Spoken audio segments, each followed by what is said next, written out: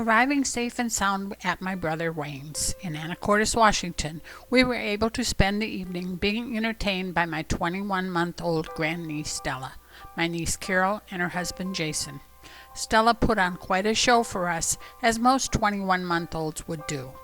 However, she would not cooperate with any picture taking. Wayne and Andra arrived back from his monthly chemo treatment in Seattle to join in and enjoy our time together. Her grandpa relishes every second that he has to spend with her.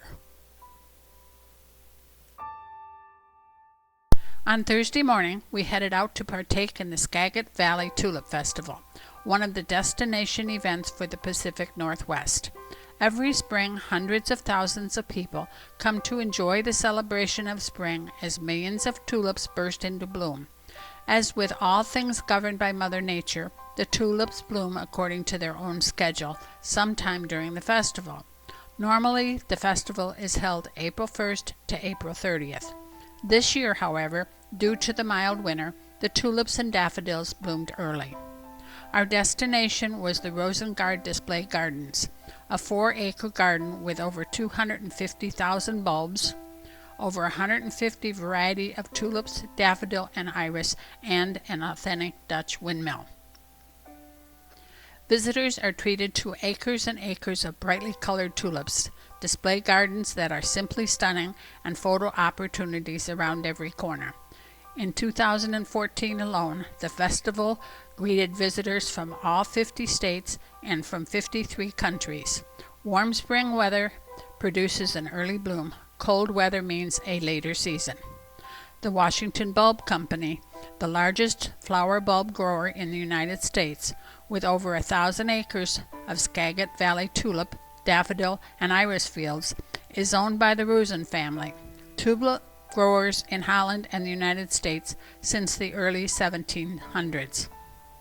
Once a tulip field begins to color, that particular field will usually stay in bloom for about 2 weeks. Each field is planted with different varieties, meaning not all fields will bloom at the same time.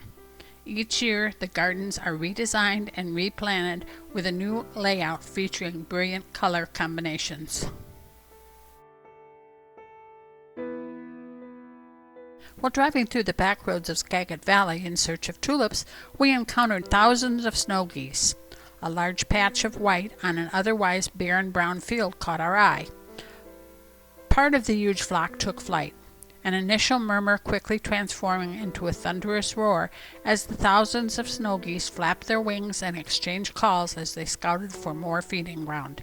Each spring, they head back to Wrangell Island, Alaska, their summer nesting area. Flying at typical heights between 750 and 3,500 feet, it would take 10 to 11 weeks to reach their nesting sites. On Friday morning, we began our 200-mile journey touring around the northern Cascade Mountains. Our first destination was Mount Baker. Mount Baker, at almost 11,000 feet, is the third highest summit in the state of Washington and the iciest mountain in the Cascade Range, with an average of 50 feet of snow a year. It is also the most northern volcano in the lower 48. Mount Baker exhibited a small amount of volcanic activity in 1975 by releasing steam, and it is expected to erupt again in the future. Its ski area has 31 runs, 8 chairlifts, and 2 tow ropes. This year, however, the snowfall has been extremely low and the ski area was closed. From our location, we could also view Mount Shuksan. Mount Shuksan is one of the most photographed mountains in the world for its striking beauty and easy access. Mount Shuksan epitomizes the jagged alpine peak like no other in the northern Cascades. It has no equal in the range when one considers the structural beauty of its 4 major faces and 5 ridges. There is no other sample in the American West of a peak with great icefall glaciers derived from a high plateau, and in the Pacific Northwest, it is the only non-volcanic peak whose summit exceeds the timberline by more than 3,000 feet. Our lunch stop was at the beautiful mountain course of Eaglemont in Mount Vernon, Washington. It really looked like it would be a challenging but fun course.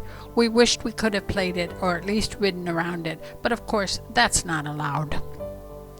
We then made a short stop at a park in a little town of Rockport to check out an old cabin and an old ferry. The ferry had been used until 1961, when a bridge was finally built across the Skagit River. The display explained how the old ferry was used to transport passengers, horse-drawn carriages, and later vehicles across the river. Sunday morning after church, we went out to lunch and happened upon fields and fields of tulips. I had been disappointed up to this point because we had not found any of these fields. My disappointment faded upon this discovery. The fields were ablaze with a variety of color for as far as you could see. Recent heavy rains have left them very soggy, but that did not stop the patrons from soaking up their beauty. More tulip, iris, and daffodil bulbs are produced here than in any other county in the United States. Local farmers produce about $261 million worth of 90 different crops, livestock, and dairy products on 93,000 acres of land. In addition to food and fiber products, agricultural in the Skagit Valley provides habitat for thousands of swans, snow geese, and dabbling ducks. It is hard to imagine just how beautiful the area is.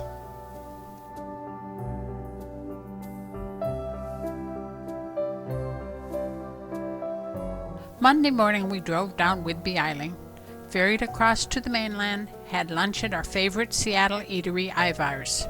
In the afternoon we toured the Boeing aircraft plant, experienced the horrible Seattle traffic, and heading back to the airport for our flight back to sunny Florida, we got one last view of Mount Rainier.